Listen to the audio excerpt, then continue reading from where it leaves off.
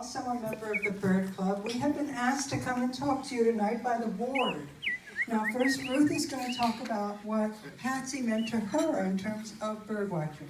Patsy, you've been a very precious and loving and great birder, and I just love going birding with you. It's mutual. And we even had maid camp this year. She does where we get in a car and we're driving this beautiful road, Geist Road, off of Falls Road, and getting out of the car, in the car at almost 90, and I'm over 90.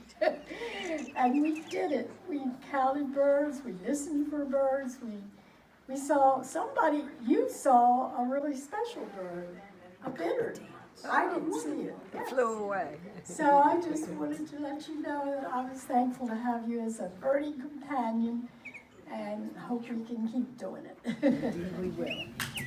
And I am wearing something I have never worn before. I presume it's from the era of Patsy's youth. Patsy, do you recognize what I'm wearing? What is it? Is this mink? For mink. I think it is. It had a name in those days. I don't know what they were called. So, in your youth, this would have been, mink would have been worn for fashion, right? I guess so. And now, we don't look so positively on this, and what I wish to say is Patsy is part of the vanguard, because she was into environmental education her whole life. We are going to give this mink, it has come to the Bird Club because it was looking for a new home, to the Phoenix Wildlife Rehab Center, because they say that young orphaned mammals are very happy to be able to cuddle with real fur. So they will use it at the rehab center.